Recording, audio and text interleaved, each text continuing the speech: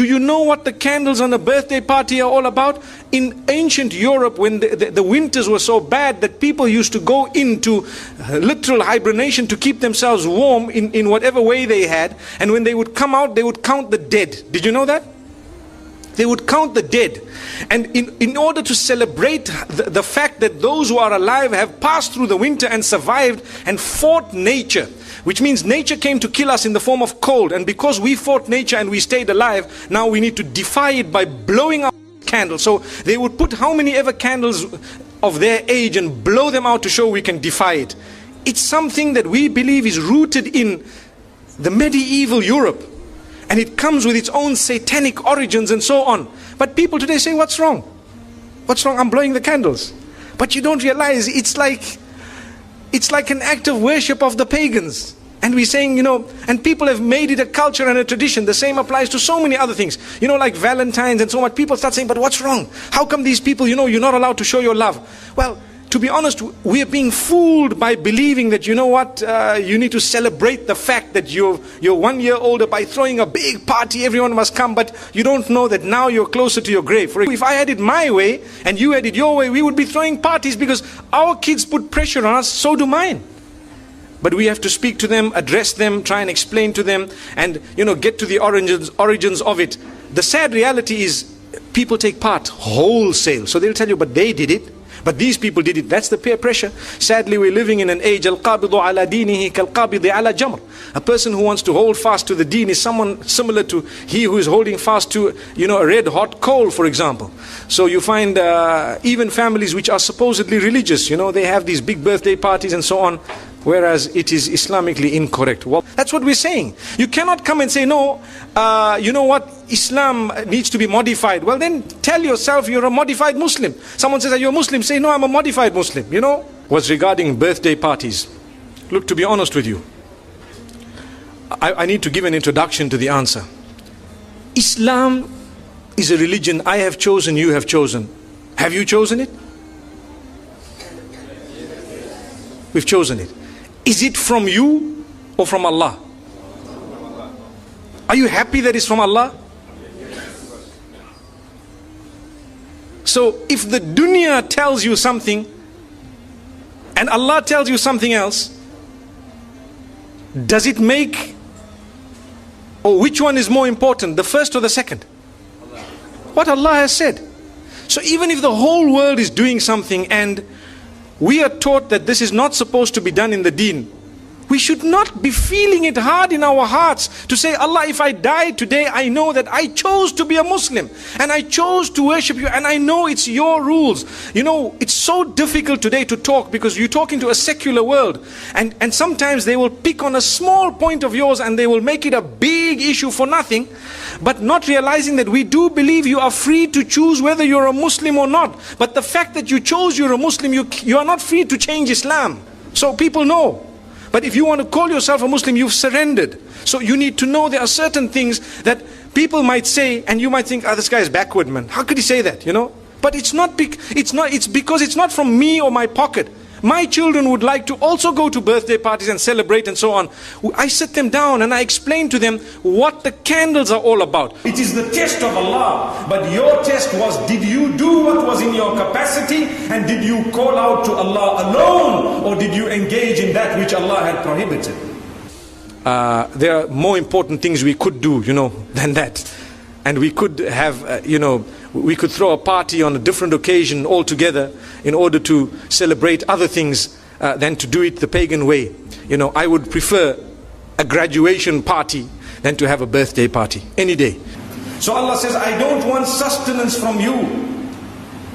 And I don't want you to feed me. I am the one who will sustain you. Worship me alone. Call out to Allah. This is part of the test of Allah. Why is sustenance being made mention of when such an important point is being highlighted by Allah? Because many of us can be deviated by the devil because of money, because of sustenance, because of health, because of material items. So Allah is saying, hang on, your life is so short. Don't waste your time doing that which will displease me, Allah says. Allah has told us very clearly, you will never ever have your life exactly as you want it, but we will make sure it happens according to us.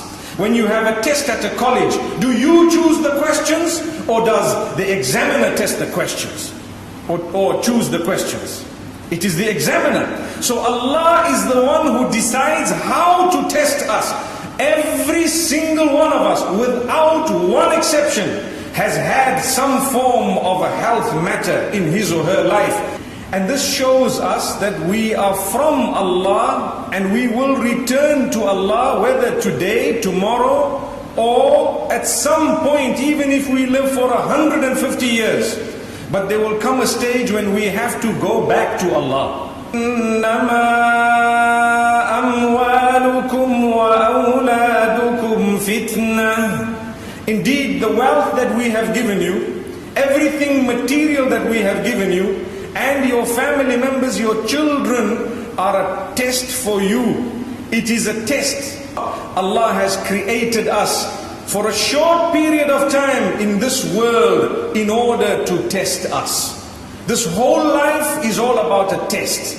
Part of your test is how you shall be treating one another, how you shall be respecting one another, how you will facilitate for one another, and how you will create ease in every single way, and how you will protect each other from harm, and how you will make sure that you protect each other from that which is detrimental, that which will be a means of sadness for the other. That is part of your test and mine. May Allah subhanahu wa ta'ala help us all. May Allah subhanahu wa ta'ala use us to reach out to one another, to help the homeless, to help those who don't have food. Whenever we eat, remember, never be wasteful. Never be a person who is ungrateful. There are others who don't have food, and sometimes the leftover that we throw in the bin might feed a whole nation. May Allah subhanahu wa ta'ala grant us the understanding. The greater the test, the greater the reward. The greater rewards are with the greater tests. We know that. Even from an educational point of view, I'm drawing the parallel so that we can understand and realize. So when you write a massive examination, you ask so many people, please say dua for me, please make a little prayer for me, I'm writing my examination today, I'm going for my road test, I'm doing this and doing that. The more difficult the exam, the greater the certificate. Amazing. The weakness of man is such that when he has no test, he sometimes is led astray by the devil.